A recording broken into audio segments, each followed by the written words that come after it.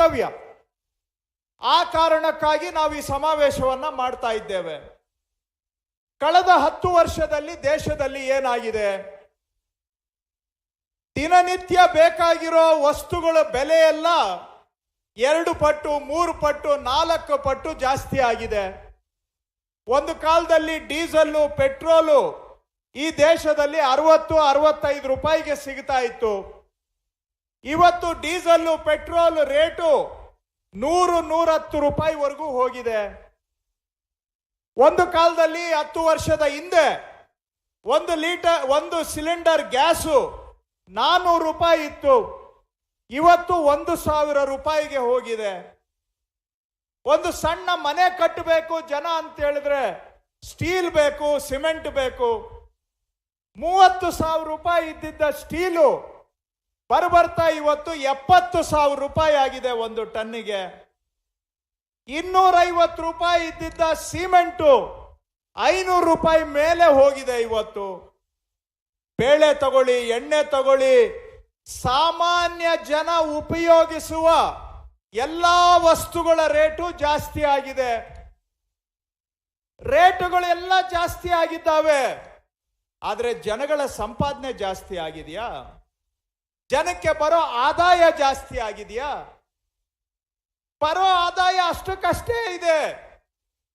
ನೀವು ರೈತರಿಗೆ ಸಿಗುವಂತ APMCಗಳಲ್ಲಿ ಅಕ್ಕಿ ರೇಟು, ತೊಗರಿ ರೇಟು ನೋಡಿದ್ರೆ, ನಾನು 5 ವರ್ಷದ ಹಿಂದೆ ಕೃಷಿ ಮಂತ್ರಿ ಇದ್ದೆ. ಆವತ್ತು ಭತ್ತ ನಾವು 1,600 ರೂಪಾಯಿಗೆ, 1,700, 1,800 ರೂಪಾಯಿಗೆ ಖರೀದಿ ಮಾಡ್ತಾ ಇದ್ವಿ.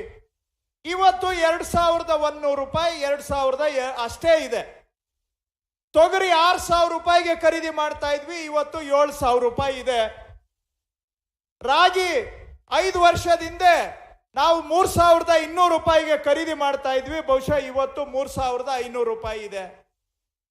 ರೈತರಿಗೆ ಬರೋ ಆದಾಯ ಮಾತ್ರ ಅಷ್ಟಕ್ಕಷ್ಟೇ ಇದೆ. ಆದರೆ ಜನಗಳ ಖರ್ಚು, ರೈತರ ಖರ್ಚು ಒಂದಕ್ಕೆ ಡಬಲ್ ಆಗಿದೆ, ತ್ರಿಬಲ್ ಆಗಿದೆ. ಗೊಬ್ಬರಗಳು 250 ರೂಪಾಯಿ 300 ರೂಪಾಯಿ ಇದ್ದಿದ್ದ ಚೀಲ ಇವತ್ತು 500, 600 ರೂಪಾಯಿ, 700 ರೂಪಾಯಿಗೆ, 800 ರೂಪಾಯಿ, 1,000 ರೂಪಾಯಿಗೆ ಹೋಗಿದೆ ಗೊಬ್ಬರ ಚೀಲ. ಎಲ್ಲ ಖರ್ಚುಗಳು ಜಾಸ್ತಿ ಆಗಿ ಸಂಪಾದನೆ ಆಗಲಿಲ್ಲ ಅಂತ ಹೇಳಿದ್ರೆ ಜನ ಬದುಕೋದು ಹೇಗೆ? ಜನ ದುಡ್ದು ಅವರ ಮನೆ ಮಕ್ಕಳನ್ನ ಸಾಕಿ ಮಕ್ಕಳನ್ನ ಮೇಲೆ ತರಬೇಕು ಅಂತ ದುಡಿತಾರೆ ಜನ.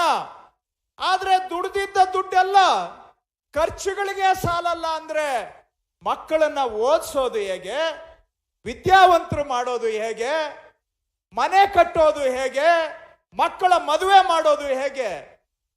ಇವೆಲ್ಲ ಜನಕ್ಕೆ ಸಹಾಯ ಆಗ್ಬೇಕಾದ್ರೆ ಈ ಖರ್ಚುಗಳೆಲ್ಲ ಜಾಸ್ತಿ ಆಗಿದಾವಲ್ಲ, ಅದನ್ನ ತಡೆದುಕೊಳ್ಳುವಂತ ಶಕ್ತಿ ನಾವು ಜನಗಳಿಗೆ ತುಂಬಬೇಕು. ಆ ಖರ್ಚುಗಳು, ಮನೆ ಖರ್ಚುಗಳನ್ನ ಕಡಿಮೆ ಮಾಡುವಂತ ಸಹಾಯ ಸರ್ಕಾರ ಮಾಡಬೇಕು ಜನಗಳಿಗೆ.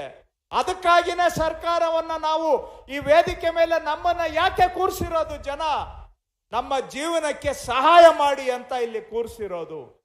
ನಮ್ಮ ಗ್ಯಾರಂಟಿ ಯೋಜನೆಗಳು ಏನಿದ್ದಾವೆ, ನಿಮ್ಮ ಸಂಸಾರದ ಖರ್ಚುಗಳನ್ನ ತಡೆದುಕೊಳ್ಳೋ ಶಕ್ತಿ ನಿಮಗೆ ಬರಲಿ ಅಂತೇಳಿ ಈ ಗ್ಯಾರಂಟಿ ಯೋಜನೆಗಳ ಮುಖಾಂತರ ಒಂದೊಂದು ಕುಟುಂಬಕ್ಕೆ 4, 5, 6, 7 ಸಾವಿರ ರೂಪಾಯಿ ಒಂದು ತಿಂಗಳಿಗೆ ನಿಮ್ಮ ಕೈಗೆ ನಾವು ಕೊಡ್ತಾ ಇದ್ದೇವೆ.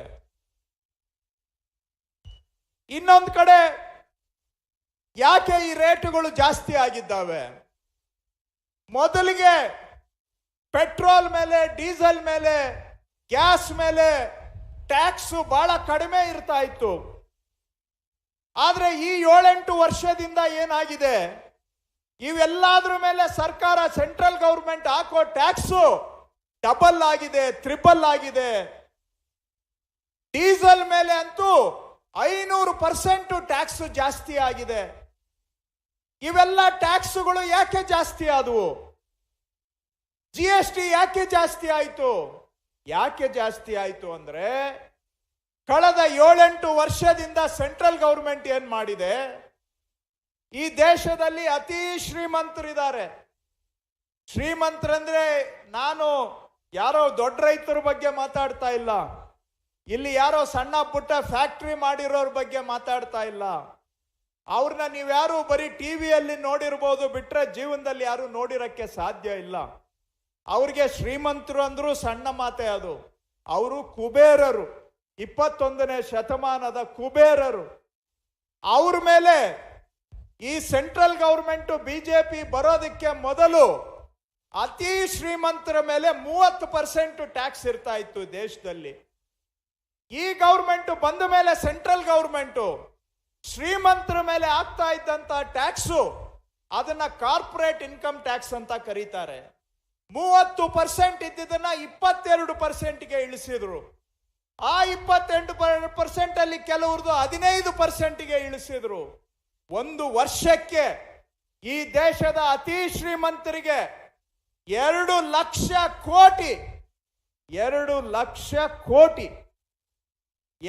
ಲಕ್ಷ ಕೋಟಿ ಅತಿ ಶ್ರೀಮಂತರು ಕಟ್ತಾ ಇದ್ದಂತ ಟ್ಯಾಕ್ಸ್ ಅನ್ನ ಕಡಿಮೆ ಮಾಡಿ ಆ ಟ್ಯಾಕ್ಸ್ ಅನ್ನ ತಗೊಂಡು ಬಂದು ಸಾಮಾನ್ಯ ಜನಗಳ ಮೇಲೆ ಹಾಕಿದ್ದಾರೆ.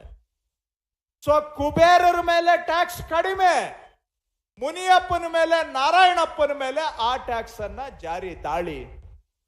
ಈ ಹೊಡೆತ ಎಲ್ಲ ಬಂದು ಬಿದ್ದಿದ್ದ ಯಾರ ಮೇಲೆ? ಸಾಮಾನ್ಯ ಜನಗಳ ಮೇಲೆ.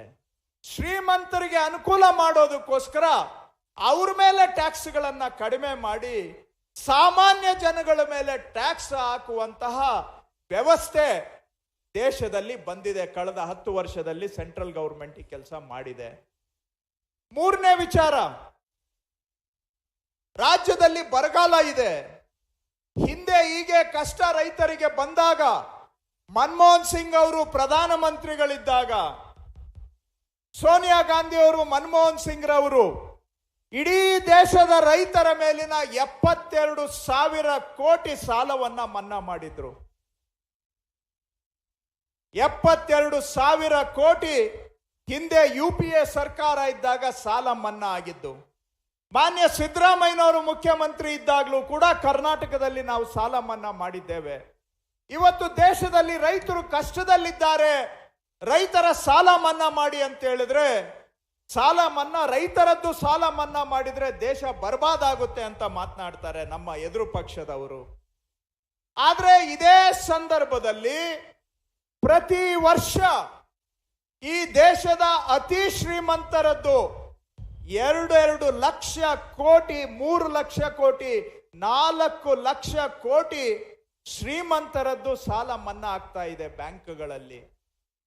ಕೇಂದ್ರದಲ್ಲಿ ಈಗಿರ್ತಕ್ಕಂತಹ NDA ಸರ್ಕಾರ ಬಂದ ಮೇಲೆ 20 ಲಕ್ಷ ಕೋಟಿ ಶ್ರೀಮಂತರ ಸಾಲ ಮನ್ನಾ ಆಗಿದೆ. ಶ್ರೀಮಂತರಿಗೆ ಸಾಲ ಮನ್ನಾ ಮಾಡಿದ್ರೆ ದೇಶ ಉದ್ಧಾರ ಆಗುತ್ತೆ ಅಂತ ಮಾತನಾಡ್ತಾರೆ. ರೈತರಿಗೆ ಸಾಲ ಮನ್ನಾ ಮಾಡಿದ್ರೆ ದೇಶ ಬರ್ಬಾದ್ ಆಗ್ಬಿಡುತ್ತೆ ಅಂತ ಮಾತನಾಡ್ತಾರೆ.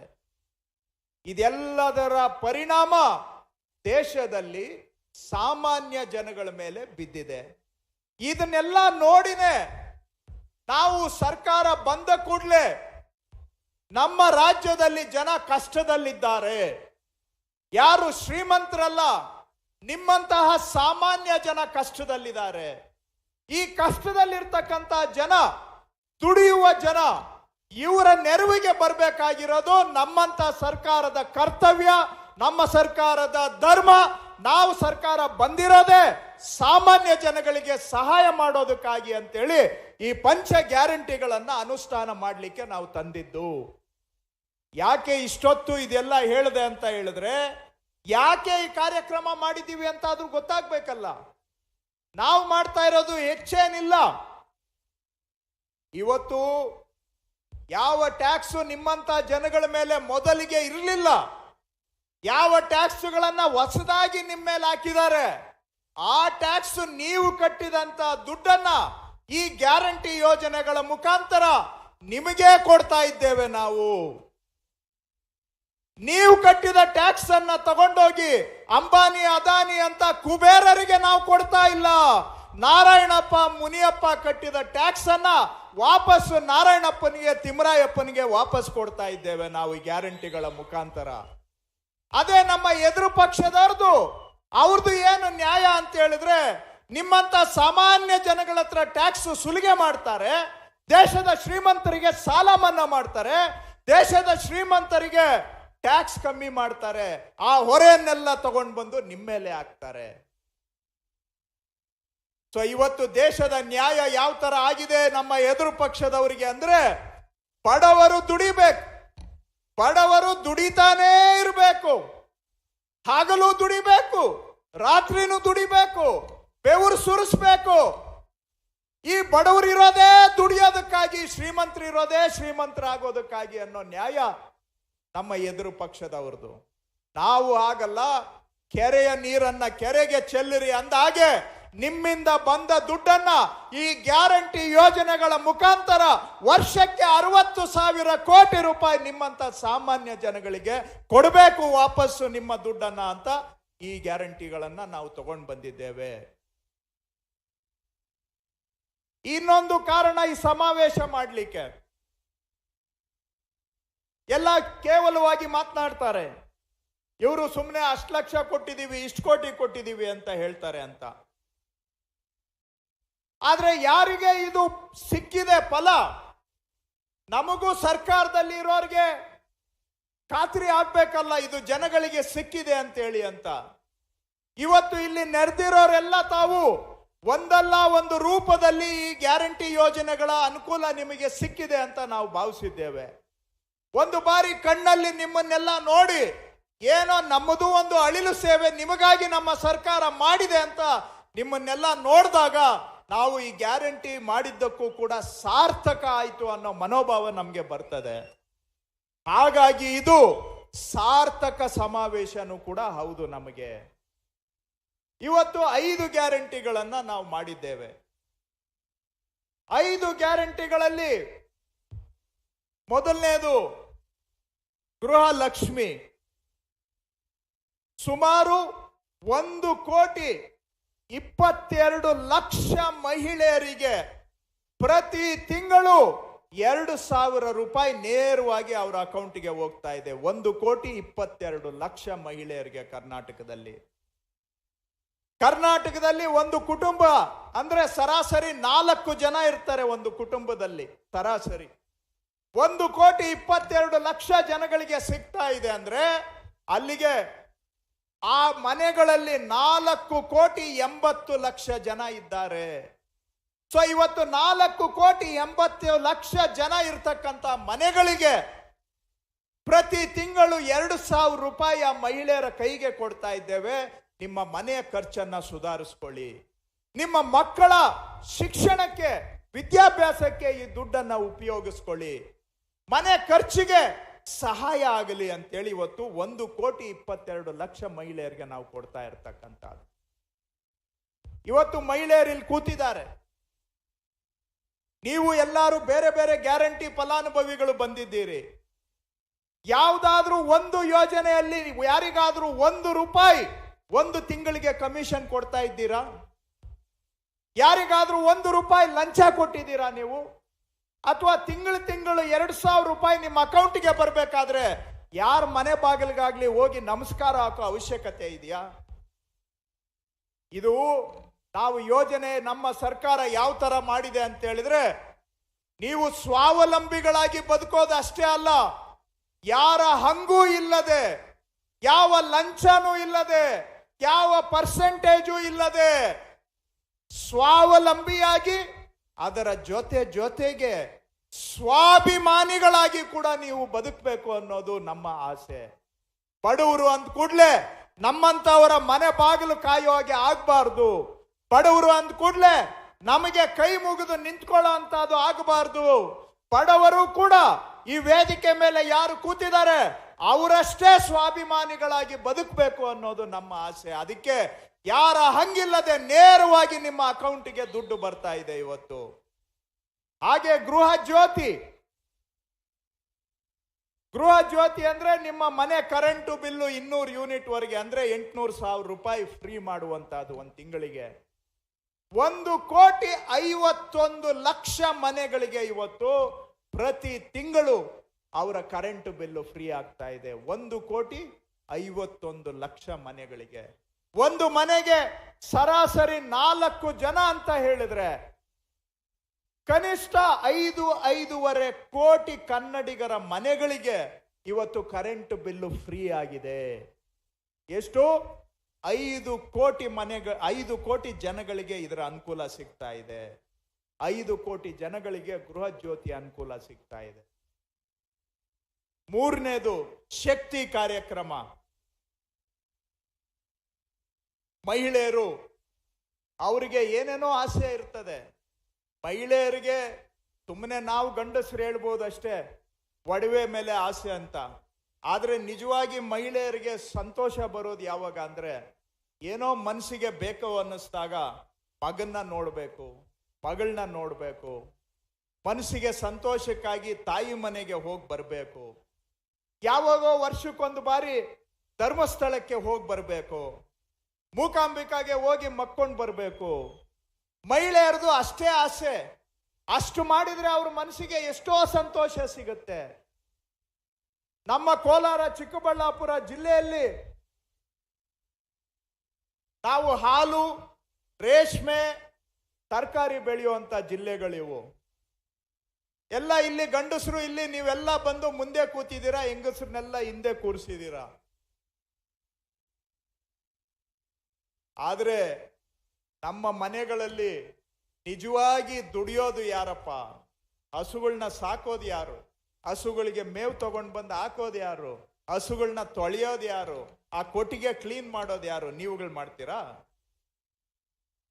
ಎಲ್ಲ ಮಾಡೋದು ಹೆಂಗಸರು. ಬಿಲ್ ತಗೊಂಡು ಬರಕ್ಕೆ ಬರೋದು ಯಾರು? ಗಂಡಸರು. ರೇಷ್ಮೆದು ಅಷ್ಟೇ. ಸೊಪ್ಪು ಕೊಯ್ಬೇಕಾಗ್ಲಿ, ಸೊಪ್ಪು ತಂದು ಬೆಡ್ಗಳಿಗೆ ಹಾಕ್ಬೇಕಾಗ್ಲಿ, ಜ್ವರಗಳು ಬಂದಾಗ ಬದಲಾಯಿಸ್ಬೇಕಾದ್ರೆ ಆಗಲಿ, ಅಥವಾ ಕೊನೆಗೆ ಗೂಡು ಬಿಡಿಸ್ಬೇಕಾದ್ರೂ ಕೂಡ ಹೆಂಗಸರೇ ಬಂದ್ ಮಾಡಬೇಕು. ಗೂಡನ್ನ ಮಾರ್ಕೆಟ್ಗೆ ಎತ್ಕೊಂಡು ಹೋಗೋದು ಗಂಡಸರು. ಎಲ್ಲಾರ ಮನೆ, ನನ್ನ ಮನೆಯಿಂದ ಹಿಡಿದು ನಮ್ಮ ತಾಯಿಯಿಂದ ಹಿಡಿದು ನಮ್ಮೆಲ್ಲಾರ್ದು ಇದೇನೆ. ನಿಜವಾಗಿ ದುಡಿದು ನಮ್ಮನ್ನ ಸಾಕಿ ಇಲ್ಲಿವರೆಗೂ ತಂದು ನಿಲ್ಲಿಸಿರೋದು ಆ ಮಹಿಳೆಯರು. ನಮ್ಮ ತಾಯಿ ಇರ್ಬೋದು, ನಮ್ಮ ಹೆಂಡತಿ ಇರ್ಬೋದು, ಅಥವಾ ನಮ್ಮ ಮಕ್ಕಳು ಇರ್ಬೋದು, ಹೆಣ್ಮಕ್ಳು. ಅವರ ದುಡಿಮೆಯ ಪ್ರತಿಫಲವಾಗಿ ಇವತ್ತು ನೀವು ನಾವೆಲ್ಲ ಇಲ್ಲಿವರೆಗೂ ಬಂದಿದ್ದೇವೆ. ಅಂತ ಮಹಿಳೆಯರು ಏನೋ ಒಂದು ತಾಯಿ ಮನೆಗೆ ಹೋಗ್ಬೇಕು, ಮಗಳ ಮನೆಗೆ ಹೋಗ್ಬೇಕು, ಯಾವುದೋ ದೇವಸ್ಥಾನಕ್ಕೆ ಹೋಗ್ಬೇಕು ಅಂದ್ರೆ ನಮ್ಮಂತವ್ರ ಹತ್ರ ಅರ್ಜಿ ಹಾಕೊಂಡು ನಿಂತ್ಕೋಬೇಕು. ಅಲ್ಲಿ ಮಗನೇ, ಅಲ್ಲಿ ದೇವಸ್ಥಾನಕ್ಕೆ ಹೋಗಿ ಬರ್ಬೇಕು, ಒಂದಷ್ಟು ಕಾಸು ಕೊಡಪ್ಪ ಅಂತೇಳಿ ಅಂತ. ಆ ಮಹಿಳೆಯರ ಹೃದಯದ ಸಣ್ಣ ಆಸೆಗಳು, ಅವುಗಳನ್ನಾದ್ರೂ ಪೂರೈಸಬೇಕಾಗಿರೋದು ನಮ್ಮ ಸರ್ಕಾರದ ಕರ್ತವ್ಯ, ಹೌದಾ ಅಲ್ವಾ? ಅದಕ್ಕೆ ನಾವೇನ್ ಮಾಡಿದೀವಿ, ಆ ಮಹಿಳೆಯರು ಯಾರ ಹಂಗೂ ಇಲ್ಲದೆ ಅವರ ಮಗಳ ಮನೆಗೆ, ಮಗನ ಮನೆಗೆ, ತಾಯಿ ಮನೆಗೆ, ದೇವಸ್ಥಾನಕ್ಕೆ, ಮಸೀದಿಗೆ, ಚರ್ಚ್ಗೆ, ಎಲ್ಲಿಗಾದ್ರೂ ಕರ್ನಾಟಕದಲ್ಲಿ ಹೋಗಿ ಬರ್ಲಿ ಅಂತೇಳಿ ಬಸ್ಸುಗಳಲ್ಲಿ ಅವರು ಓಡಾಡೋದನ್ನ ಫ್ರೀ ಮಾಡಿಕೊಟ್ಟಿದ್ದೇವೆ ನಾವು. ಎಲ್ಲಾದ್ರೂ ಅವರು ಹೋಗ್ಬೇಕು ಅಂದ್ರೆ ನಮ್ಮ ಹತ್ರ ಕೇಳ್ಕೊಂಡು ನಿಂತ್ಕೊಳ್ಳೋ ಅವಶ್ಯಕತೆ ಇಲ್ಲ. ಇಲ್ಲಿವರೆಗೆ ಸುಮಾರು 3 ಕೋಟಿ ಮಹಿಳೆಯರು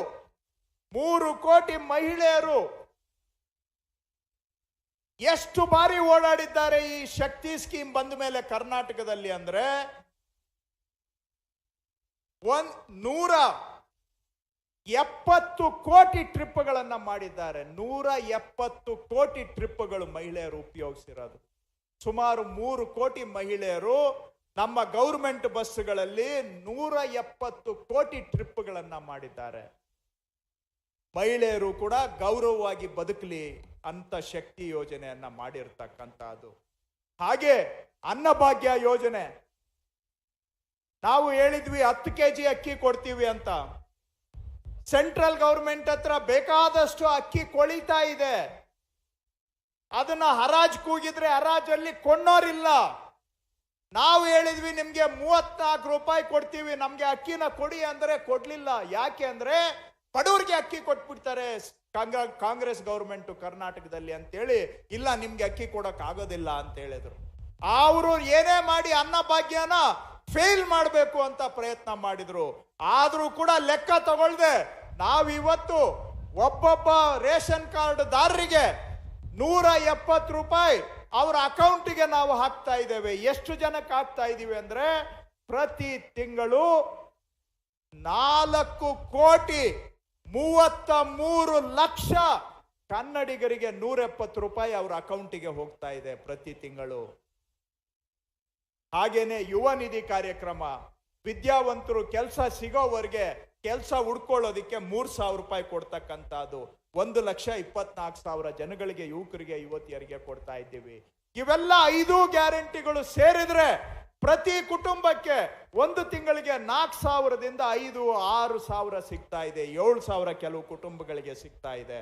ನಾನು ಆರಂಭದಲ್ಲಿ ಹೇಳಿದಾಗೆ ಇವೆಲ್ಲ ಯಾಕೆ ಕೊಡ್ತಾ ಇದ್ದೀವಿ ಅಂದ್ರೆ, ನಿಮ್ಮ ಸಂಸಾರ ನಡೆಸೋದಿಕ್ಕೆ ನಿಮ್ಮ ಕೈಗೆ ಕಾಲಿಗೆ ಶಕ್ತಿ ಬರಲಿ, ನಿಮ್ಮ ಸ್ವಂತ ಕಾಲ ಮೇಲೆ ನಿಲ್ಲಬೇಕು, ನೀವು ಸ್ವಾವಲಂಬಿಗಳಾಗಿ ಬದುಕಬೇಕು ನಮ್ಮ ಜನ. ಅದರ ಜೊತೆಗೆ ಸ್ವಾಭಿಮಾನಿಗಳಾಗಿನೂ ಕೂಡ ಬದುಕಬೇಕು ಅಂತೇಳಿ ಕಾಂಗ್ರೆಸ್ ಸರ್ಕಾರ ಈ ಯೋಜನೆಗಳನ್ನ ತಂದಿರತಕ್ಕಂಥದ್ದು. ಇನ್ನ ಇದರ ಅನುಷ್ಠಾನನೂ ಅಷ್ಟೇ. ನಮ್ಮ ಎದುರು ಪಕ್ಷದವ್ರು ಹೇಳಿದ್ರು, ಇವರು 5 ವರ್ಷ ಆದ್ರೂ ಈ ಕಾರ್ಯಕ್ರಮ ಮಾಡಕ್ಕಾಗೋದಿಲ್ಲ ಅಂತೇಳಿ ಅಂತ. 5 ವರ್ಷ ಆದ್ರೂ ಸಾಧ್ಯನೇ ಇಲ್ಲ ಇವ್ರ ಕೈಲಿ, ಬರೀ ಸುಳ್ಳು ಭರವಸೆ ಕೊಟ್ಟಿದ್ದಾರೆ ಅಂತ. ನಮ್ಮ ಮುಖ್ಯಮಂತ್ರಿಗಳಾದಂತ ಮಾನ್ಯ ಸಿದ್ದರಾಮಯ್ಯನವರು ಇದನ್ನೇ ಒಂದು ಚಾಲೆಂಜ್ ಆಗಿ ತಗೊಂಡ್ರು. ಪ್ರಪಂಚದಲ್ಲಿ ಯಾವುದೇ ಸರ್ಕಾರ ಮಾಡಕ್ಕೆ ಆಗದೆ ಇರತಕ್ಕಂತ ಈ ಕಾರ್ಯಕ್ರಮಗಳನ್ನ ಬರೀ 3 ತಿಂಗಳಲ್ಲಿ ನಾವು ಅನುಷ್ಠಾನ ಮಾಡಿದ್ದೇವೆ. 3 ತಿಂಗಳು. ಇದನ್ನ ಈ ದೇಶದಲ್ಲಷ್ಟೇ ಅಲ್ಲ, ಪ್ರಪಂಚದ ಯಾವ ಸರ್ಕಾರನೂ ಮಾಡಕ್ಕಾಗಿಲ್ಲ. ಕರ್ನಾಟಕದ ಕಾಂಗ್ರೆಸ್ ಸರ್ಕಾರ ಮಾತ್ರ 3 ತಿಂಗಳಲ್ಲಿ ಇದನ್ನ ಅನುಷ್ಠಾನ ಮಾಡಿದ್ದೇವೆ. ಇಡೀ ಪ್ರಪಂಚಕ್ಕೆ ಮಾದರಿ ಅಂತ ಹೇಳ್ಬೋದು ನಮ್ಮ ಸರ್ಕಾರ. ಅಷ್ಟೇ ಅಲ್ಲ, ನಾವು ಮಾಡಿರೋದ್ರಲ್ಲಿ ಆಗ್ಲೇ ಹೇಳ್ದಾಗೆ ಅಪ್ಲಿಕೇಶನ್ ಹಾಕಕ್ಕಾಗಲಿ, ತಿಂಗಳು ಪ್ರಯೋಜನ ಪಡ್ಕೊಳಕ್ಕಾಗಲಿ ಯಾರಿಗೂ 1 ಪೈಸಾ ಲಂಚ ಕೊಡೋ ಅವಶ್ಯಕತೆ ಇಲ್ಲ. ಇವೆಲ್ಲ ಅಮೌಂಟ್ಗಳು ನೇರವಾಗಿ ಫಲಾನುಭವಿಗಳಿಗೆ ಅವರ ಅಕೌಂಟಿಗೆ ಬರುತ್ತೆ. ಸೊ ಲಂಚ ಇಲ್ಲ, 1% ಸೋರಿಕೆ ಇಲ್ಲ, 1% ಕಮಿಷನ್ ಇಲ್ಲದೆ ಪ್ರಪಂಚದಲ್ಲಿ ಈ ತರ ಯಾರೂ ಮಾಡಕ್ಕಾಗಿಲ್ಲ. ನಮ್ಮ ಕಾಂಗ್ರೆಸ್ ಸರ್ಕಾರ ಇದನ್ನ ಮಾಡಿದೆ.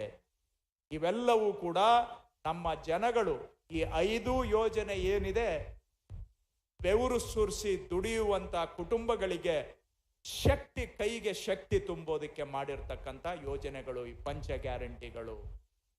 ಇವತ್ತು ಇದನ್ನ ಯಾಕೆ ಸಮಾವೇಶ ಮಾಡ್ತಾ ಇದ್ದೀವಿ ಅಂದ್ರೆ, ನಾನು ಎಲ್ಲ ಅಂಕಿ ಸಂಖ್ಯೆ ಹೇಳಿದೆ ಎಷ್ಟೆಷ್ಟು ಜನಕ್ಕೆ ಸಿಕ್ಕಿದೆ ಅಂತ. ಆದ್ರೆ ಬಹುಶಃ ಎಲ್ಲೋ ಅಲ್ಲೊಬ್ರು ಇಲ್ಲೊಬ್ರು ಇದು ಸಿಗದೆ ಇರೋರು ಇರಬಹುದು. ಅಂತವರೆಗೂ ಈ ಮಾಹಿತಿ ಸಿಗಬೇಕು. ಈ ಸಮಾವೇಶದ ಮುಖಾಂತರ ಜನಗಳಲ್ಲಿ ನಾವು ಅರಿವು ಮೂಡಿಸ್ತಾ ಇದ್ದೇವೆ. ಯಾರಾದ್ರೂ ಬಿಟ್ಟೋಗಿದ್ರೆ ನೀವು ಬಂದು ಇದರ ಅನುಕೂಲ ಪಡೆದುಕೊಳ್ಳಿ. ಅವ್ರಿಗೆ ಇವತ್ತು ಜಿಲ್ಲಾಡಳಿತದವರು ಇಲ್ಲಿ ಸ್ಟಾಲ್ಗಳನ್ನ ಹಾಕಿದ್ದಾರೆ. ಯಾರಾದ್ರೂ ಈ ಸ್ಕೀಮ್ ಸಿಕ್ಕಿಲ್ಲ ಅಂದ್ರೆ ಅವ್ರಿಗೆ ಸ್ಪಾಟ್ ಅಲ್ಲೇ ಅರ್ಜಿ ತಗೊಂಡು ಅವ್ರಿಗೂ ಆದಷ್ಟು ಶೀಘ್ರವಾಗಿ ಈ ಯೋಜನೆಯನ್ನ ತಲುಪಿಸಬೇಕು ಅಂತೇಳಿ ಈ ಸಮಾವೇಶವನ್ನ ಮಾಡ್ತಾ ಇದ್ದೇವೆ. ಯಾರಾದ್ರೂ ಬಿಟ್ಟೋಗಿರೋರಿದ್ರೆ ಅವ್ರಿಗೆ ಗೊತ್ತಾಗ್ಬೇಕು. ಇಂಥ ಸಮಾವೇಶ ಮಾಡೋದ್ರ ಮುಖಾಂತರ ಅವಕಾಶದಿಂದ ಹೊರಗೆ ಉಳಿದಿರೋರ್ ಪರವಾಗಿನೂ ಕೂಡ ಒಂದು ಸಂದೇಶ ಕೊಟ್ಟ ಹಾಗೆ ಆಗತ್ತೆ. ಅದರ ಜೊತೆಗೆ ಇವೆಲ್ಲ ಅನುಷ್ಠಾನ ಮಾಡಿದೀವಿ ಅಂತ ನಾನೀಗ ನಂಬರ್ಗಳನ್ನ ಹೇಳಿದೆ. ಬರೀ ಹೇಳಿ ಸ್ಟೇಟ್ಮೆಂಟ್ಗಳು ಕೊಟ್ಬಿಟ್ರೆ ಪೇಪರ್ ಅಲ್ಲಿ ಇದ್ರೆ ನಮ್ಗೆ ಸಾಕಾಗೋದಿಲ್ಲ. ಇದು ಯಾರಿಗೆ ತಲುಪಿದೆ ಅಂತ ಅವರನ್ನ ನಾವು ಕಣ್ಣಾರೆ ನೋಡಿದ್ರೇನೆ ಇವು ನಿಮ್ಗೆ ತಲುಪಿದ್ಯಾ ಹೌದಾ ಇಲ್ವಾ ಅಂತ ನಮಗೂ ಕೂಡ ಭರವಸೆ ಸಿಗುವಂತಹದ್ದು. ಇವತ್ತು ನಿಮ್ಮನ್ನೆಲ್ಲ ನೋಡಿದಾಗ ಈ ಕಾರ್ಯಕ್ರಮಗಳು ನಿಮಗೆ ತಲುಪಿದೆ ಅನ್ನುವಂತಹ ಸಮಾಧಾನ, ಸಾರ್ಥಕತೆ ಈ ಕಾರ್ಯಕ್ರಮದ ಮುಖಾಂತರ ಸರ್ಕಾರಕ್ಕೂ ಕೂಡ ಸಿಗ್ತಾ ಇದೆ. ಮುಖ್ಯಮಂತ್ರಿಗಳಿಗೂ ಕೂಡ ಈಗ ಬರ್ತಾರೆ ಇನ್ನ ಸ್ವಲ್ಪ ಸಮಯದಲ್ಲಿ.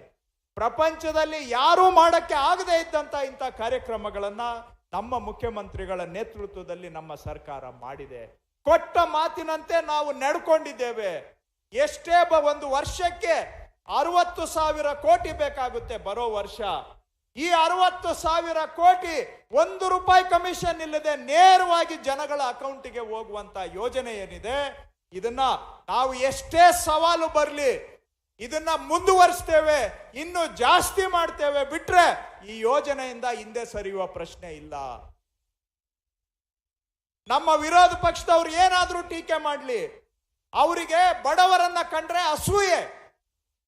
20 ಲಕ್ಷ ಕೋಟಿ ಶ್ರೀಮಂತರ ಸಾಲ ಮನ್ನಾ ಮಾಡಿದಾಗ ನಮ್ಮ ಎದುರು ಪಾರ್ಟಿಯವರಿಗೆ ಹೊಟ್ಟೆಯಲ್ಲಿ ಏನೂ ನೋವು ಬರಲಿಲ್ಲ. ಅವರಿಗೆ ಬಡವರಿಗೆ 60,000 ರೂಪಾಯಿ ವರ್ಷಕ್ಕೆ, 60,000 ಕೋಟಿ ವರ್ಷಕ್ಕೆ ಕೊಟ್ರೆ ಅಸೂಯೆ. ಬಡವರನ್ನ ಕಂಡ್ರೆ, ರೈತರನ್ನ ಕಂಡ್ರೆ ಅಸೂಯೆ.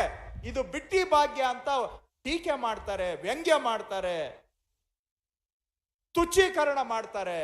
ಯಾಕೆ ಅಂದ್ರೆ ದುಡಿಯೋ ವರ್ಗದ ಕಷ್ಟ ಏನು ಅನ್ನೋದು ನಮ್ಮ ಎದುರು ಪಾರ್ಟಿಯವರಿಗೆ ಗೊತ್ತಿಲ್ಲ. ಅವ್ರಿಗೆ ಬರೀ ಶ್ರೀಮಂತರ ಕಲ್ಯಾಣ ಕಾಣುತ್ತೆ. ಅವರು ತಿಳ್ಕೊಂಡಿದ್ದಾರೆ ದೇಶದಲ್ಲಿ ಶ್ರೀಮಂತರು ಚೆನ್ನಾಗಿದ್ರೆ ಸಾಕು, ಶ್ರೀಮಂತರು ಚೆನ್ನಾಗಿದ್ರೆ ದೇಶ ಉದ್ಧಾರ ಆದಂಗೆ ಅನ್ನೋದು ಅವರ ಕಲ್ಪನೆ. ಆದ್ರೆ ನಮಗೆ ಅರ್ಥ ಇದೆ, ನಮ್ಗೆ ಗೊತ್ತಿದೆ ಭಾರತ ದೇಶ ಯಾವಾಗ ಚೆನ್ನಾಗಿರುತ್ತೆ ಅಂದ್ರೆ ಈ ದೇಶದ ದುಡಿಯೋ ಜನ ಇದಾರಲ್ಲ. ನಾನು ಆಗ್ಲೇ ಹೇಳ್ದಾಗೆ ತಿಮ್ಮರಾಯಪ್ಪನು, ನಾರಾಯಣಪ್ಪನು, ಮುನಿಯಪ್ಪನು, ಮುನಿಯಮ್ಮ, ನಾರಾಯಣಮ್ಮ ಇಂಥವರು ಏನಾದರೂ ನೆಮ್ಮದಿಯಿಂದ ಬದುಕಿದ್ರೆ ಮಾತ್ರ ಭಾರತ ದೇಶ ಚೆನ್ನಾಗಿ ಆಗ್ಲಿಕ್ಕೆ ಸಾಧ್ಯ. ಈ ಭಾರತ ದೇಶ ನಿಂತಿರೋದು ನಿಮ್ಮಂಥವರ ಶ್ರಮದ ಮೇಲೆ, ನಿಮ್ಮ ಬೆವರಿನ ಮೇಲೆ ಈ ದೇಶ ನಿಂತಿದೆ. ಹಾಗಾಗಿ ಈ ದೇಶ ಏನಾದರೂ ಇನ್ನಷ್ಟು ಸದೃಢ ಆಗ್ಬೇಕಾದ್ರೆ ನಿಮ್ಮಂತ ಜನಗಳಿಗೆ ನಾವು ಸೇವೆ ಮಾಡಬೇಕು. ಆ ಕಾರಣಕ್ಕಾಗಿ ನಮ್ಮ ಎದುರು ಪಾರ್ಟಿಯವರು ಏನೇ ಟೀಕೆ ಮಾಡಿದ್ರು ಮಾಡ್ಲಿ, ಇದನ್ನ ಏನೇ ಅವರು ಬಿಟ್ಟಿ ಭಾಗ್ಯ ಅಂತೇಳಿ ಶ್ರೀಮಂತರ ಮನೆ ಬಾಗಿಲಿಗೆ ತಗೊಂಡೋಗಿ ಅವ್ರಿಗೆಲ್ಲ ಸವಲತ್ತು ಕೊಡೋ ಕೆಲಸ ಬೇಕಾದ್ರೆ ಎದುರು ಪಾರ್ಟಿಯವರು ಮಾಡ್ಲಿ. ಆದ್ರೆ ನಾವು ನಿಮ್ಮ ಪರವಾಗಿ ಸದಾ ಕಾಲ ನಿಲ್ತೇವೆ. ಇದು ನಮ್ಮ ಮುಖ್ಯಮಂತ್ರಿಗಳ ದೃಢ ಸಂಕಲ್ಪ. ಆ ಕಾರಣಕ್ಕಾಗಿನೇ ಇದು ಒಂದು ರೀತಿ ಪಂಚ ಗ್ಯಾರಂಟಿ ಸಮಾವೇಶ ಅಷ್ಟೇ ಅಲ್ಲ, ಇದೊಂದು ಸಾರ್ಥಕ ಸಮಾವೇಶ. ಇವುಗಳನ್ನ ನಿಮಗೆ ತಲುಪಿಸಿದ್ದೇವೆ ಅಂತ ಹೇಳ್ತಕ್ಕಂತ ಸಮಾವೇಶ. ಅದರ ಜೊತೆಗೆ ರೈತರ ಪರ, ಬಡವರ ಪರ ನಮ್ಮ ಸಂಕಲ್ಪದ ಸಮಾವೇಶ ಇದು. ನೀವೆಲ್ಲ ಎಲ್ಲಿವರೆಗೂ ನಮ್ಮ ಜೊತೆಗೆ ಇರ್ತೀರಿ ಅಲ್ಲಿವರೆಗೂ ಈ ಯೋಜನೆಗಳನ್ನ ನಾವು ಇನ್ನಷ್ಟು ಬೆಳೆಸ್ತೇವೆ. ನಿಮಗೆ ಇನ್ನಷ್ಟು ನಿಮ್ಮ ಜೀವನಕ್ಕೆ ಸಹಾಯ ಮಾಡುವಂತ ಕೆಲಸ ನಾವು ಖಂಡಿತವಾಗಿ ಮಾಡ್ತೇವೆ ಅಂತ ಹೇಳಿ ಇವತ್ತು ಸುಧಾಕರ್ ಅವರ ನೇತೃತ್ವದಲ್ಲಿ ಜಿಲ್ಲಾಡಳಿತದವರು ಈ ಕಾರ್ಯಕ್ರಮವನ್ನ ಬಹಳ ಯಶಸ್ವಿಯಾಗಿ, ಬಹಳ ಅಚ್ಚುಕಟ್ಟಾಗಿ ಇಲ್ಲಿ ಹಮ್ಮಿಕೊಂಡಿದ್ದಾರೆ. ಮಾನ್ಯ ಮುಖ್ಯಮಂತ್ರಿಗಳು ಕೆಲವೇ ಕ್ಷಣದಲ್ಲಿ ಇಲ್ಲಿ ಬರ್ತಾರೆ. ನಮ್ಮ ಸರ್ಕಾರ ಯಾವತ್ತಿಗೂ ಕೂಡ ಬಡವರ ಪರವಾಗಿ ನಿಂತಿದೆ, ರೈತರ ಪರವಾಗಿ ನಿಂತಿದೆ. ಅದಕ್ಕೆ ಸಂಕೇತವಾಗಿ ಇವತ್ತು ಸುಧಾಕರ್ ಅವರು ಈ ಕಾರ್ಯಕ್ರಮವನ್ನು ಇಲ್ಲಿ ಆಯೋಜನೆ ಮಾಡಿ ಇವುಗಳನ್ನು ನಿಮಗೆ ಸಮರ್ಪಣೆ ಮಾಡುವಂತ ಕೆಲಸ ಮಾಡ್ತಾ ಇದ್ದಾರೆ. ಬಹಳ ಸಂತೋಷದಿಂದ ತಾವೆಲ್ಲರೂ ಕೂಡ ಬಂದಿದ್ದೀರಾ. ಯಾಕೆ ಅಂದ್ರೆ ನಿಮಗೆಲ್ಲರಿಗೂ ಸುಧಾಕರ್ ಅವರು ಈ ಬಾರಿ ಶಾಸಕರಾಗಿದ್ದು ಅಷ್ಟೇ ಅಲ್ಲ, ಅವರು ಸರ್ಕಾರದಲ್ಲಿ ಸಚಿವರಾಗಿ ಇಡೀ ರಾಜ್ಯದಲ್ಲಿ ಕೆಲಸ ಮಾಡುವಂತ ಅವಕಾಶ ಸಿಕ್ಕಿರ್ತಕ್ಕಂಥದ್ದು ನಿಮಗೆಲ್ಲರಿಗೂ ಸಂತೋಷ ಇದೆ. ಅವರು ನಿಮ್ಮ ಕ್ಷೇತ್ರದಲ್ಲಿ ಯಾವ ತರ ಯಾವತ್ತೂ ಕೂಡ ಸಕ್ರಿಯವಾಗಿ, ಜನಪರವಾಗಿ, ಪ್ರಾಮಾಣಿಕವಾಗಿ ಕೆಲಸ ಮಾಡ್ತಾ ಬಂದಿದ್ದಾರೆ, ಅದೇ ರೀತಿ ಇವತ್ತು ರಾಜ್ಯದಲ್ಲೂ ಕೂಡ ಸಚಿವರಾಗಿ ಅತ್ಯಂತ ಸಕ್ರಿಯವಾಗಿ, ಅತ್ಯಂತ ಪ್ರಾಮಾಣಿಕವಾಗಿ ಸರ್ಕಾರಕ್ಕೆ ಬಹಳ ಒಳ್ಳೆ ಹೆಸರು ತರ್ತಕ್ಕಂಥ, ಜನಗಳ ಕಲ್ಯಾಣ ಮಾಡ್ತಕ್ಕಂಥ ಸಚಿವರಾಗಿ ಇವತ್ತು ಇಡೀ ರಾಜ್ಯದಲ್ಲಿ ಕೆಲಸ ಮಾಡ್ತಾ ಇದ್ದಾರೆ. ನಿಮ್ಮೆಲ್ಲರ ಬಹಳ ದಿನಗಳ ಕನಸು ಕೂಡ ಅವರು ಸಚಿವರಾಗೋದ್ರ ಮುಖಾಂತರ, ಶಾಸಕರಾಗೋದ್ರ ಮುಖಾಂತರ ನಿಮ್ಮ ಮನಸ್ಸಿನ ಆಸೆನೂ ಕೂಡ ಈಡೇರಿದೆ ಅಂತ ನಾನು ಭಾವಿಸ್ಕೊಂಡಿದ್ದೇನೆ. ಹಾಗಾಗಿ ನಿಮ್ಮೆಲ್ಲರ ಸಹಕಾರ ಅವರ ಜೊತೆಗೂ ಇರಲಿ, ನಮ್ಮ ಸರ್ಕಾರದ ಜೊತೆಗೂ ಸಹ ಇರಲಿ ಅಂತ ಆಶಿಸುತ್ತಾ ಈ ಸಂದರ್ಭದಲ್ಲಿ ಈ ತಾವೆಲ್ಲ ಸಹಸ್ರಾರು ಸಂಖ್ಯೆಯಲ್ಲಿ ಬಂದು ಈ ಕಾರ್ಯಕ್ರಮವನ್ನು ಯಶಸ್ವಿ ಮಾಡಿದ್ದಕ್ಕೆ ಸರ್ಕಾರದ ಪರವಾಗಿ ತಮ್ಮೆಲ್ಲರಿಗೂ ನನ್ನ ಧನ್ಯವಾದಗಳು. ನಮಸ್ಕಾರ. ಬಂಧುಗಳೇ, ದಯಮಾಡಿ ತಾವೆಲ್ಲರೂ ಸಹ ತಮ್ಮ ಆಸನಗಳಲ್ಲಿ ಆಸೀನರಾಗಿರಬೇಕಾಗಿ ವಿನಂತಿ. ಮುಖ್ಯಮಂತ್ರಿಗಳು ಕೆಲವೇ ನಿಮಿಷಗಳಲ್ಲಿ ಇಲ್ಲಿ ಆಗಮಿಸುತ್ತಿದ್ದಾರೆ. ಕೃಷ್ಣ ಬೈರೇಗೌಡರಿಗೆ ನಾವೆಲ್ಲರೂ ಸಹ ಜೋರಾದ ಚಪ್ಪಾಳೆಯೊಂದಿಗೆ ಧನ್ಯವಾದಗಳನ್ನ ಅರ್ಪಿಸೋಣ. ಹಾಗೇನೆ ಇದೀಗ ಈ ಕಾರ್ಯಕ್ರಮಕ್ಕೆ ಆಗಮಿಸಿರುವಂತಹ ಗೌರಿಬಿದನೂರು ವಿಧಾನಸಭಾ ಕ್ಷೇತ್ರದ ಶಾಸಕರಾದ ಶ್ರೀ KH ಪುಟ್ಟಸ್ವಾಮಿಗೌಡ ಅವರಿಗೂ ಸಹ ಸ್ವಾಗತ, ಸುಸ್ವಾಗತ. ಮುಖ್ಯಮಂತ್ರಿಗಳು ಇನ್ನೇನು ಕೆಲವೇ ನಿಮಿಷಗಳಲ್ಲಿ ಬರ್ತಾರೆ. ತಾವೆಲ್ಲರೂ ಸಹ ತಮ್ಮ ಆಸನಗಳಲ್ಲೇ